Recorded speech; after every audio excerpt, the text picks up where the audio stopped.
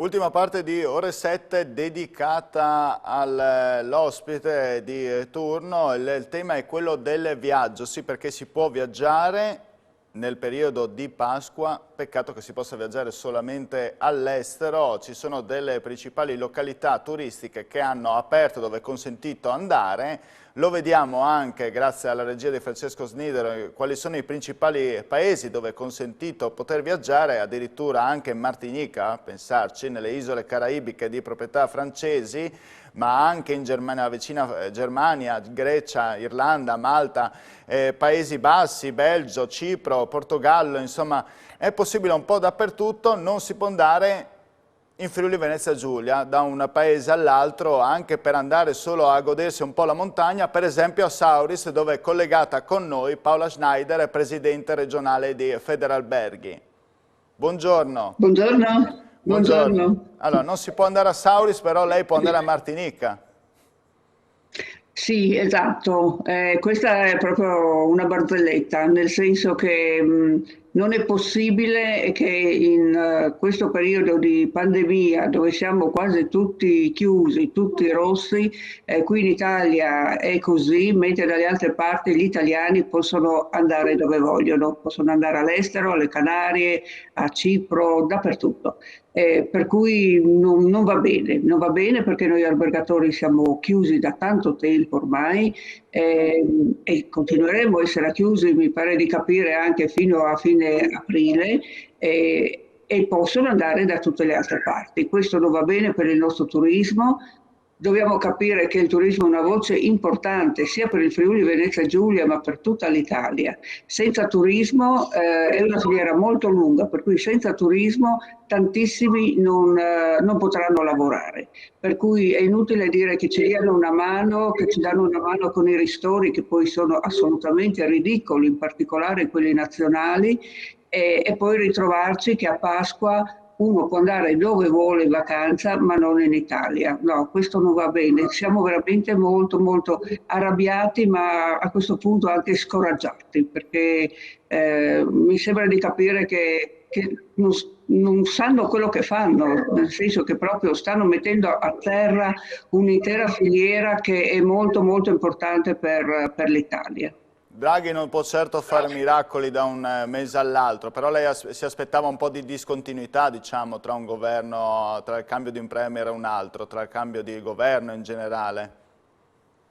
Beh, noi capiamo che è impossibile che si risollevi tutto in 4 e 4-8, però sì, un minimo di discontinuità sicuramente, ma soprattutto un filologico su come bisogna comportarsi e come, soprattutto nel campo turistico, e capire anche come sarà il proseguo. Ma l'idea di far andare tutti in vacanza all'estero e non in Italia, questa no, non ce l'aspettavamo.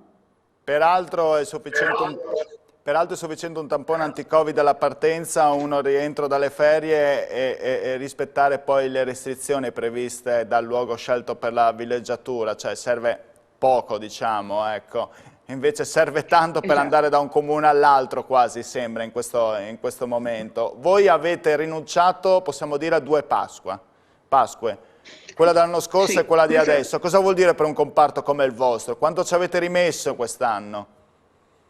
guardi, abbiamo fatto un po' di conti gli scorsi giorni e devo dire che è una bella botta, nel senso che per il Friuli Venezia Giulia il comparto della Pasqua significa molto, significa capire e vedere come si comportano gli stranieri, in particolare tedeschi e austriaci, in particolare sul mare, e capire anche l'italiano come si muove. Per noi è un po' un test.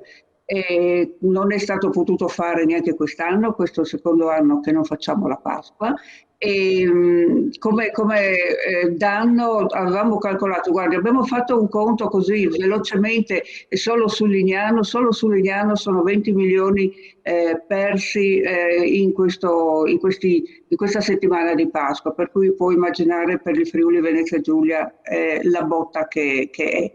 Ma quello che preoccupa è che poi dopo Pasqua arrivano anche altre feste, anche se non sono infrasettimanali, però di solito dal 20-25 di aprile la gente comincia a muoversi veramente bene.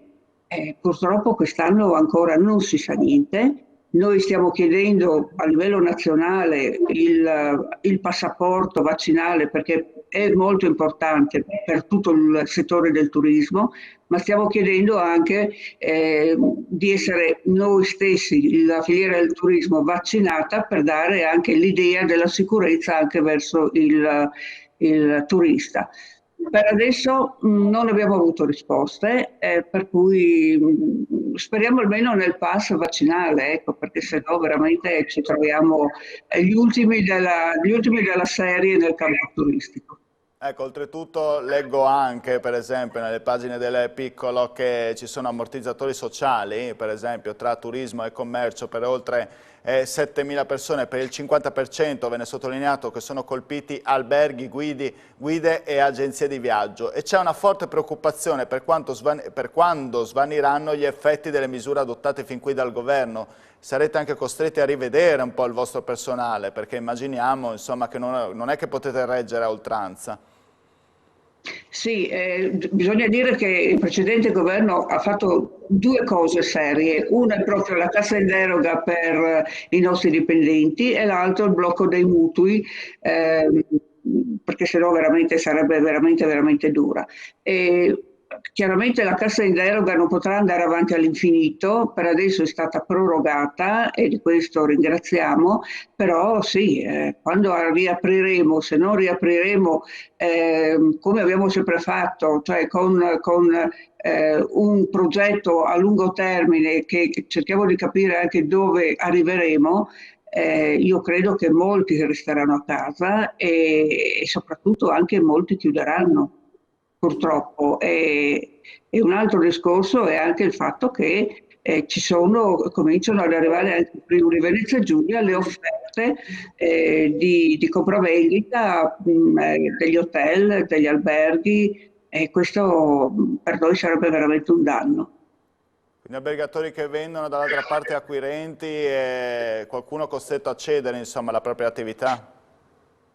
Sì, è costretto a cedere proprio perché non ce la fa e piuttosto di vedere il proprio immobile deprezzato, preferisce magari vendere adesso piuttosto che aspettare e capire come si evolverà il turismo. Noi speriamo ovviamente che finita la pandemia o almeno quando ci saranno i vaccini per tutti, si cominci veramente a liberalizzare gli spostamenti in modo che finisca questo disastro totale.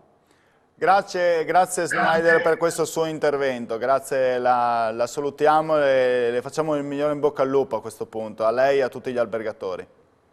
Grazie a voi, grazie, arrivederci.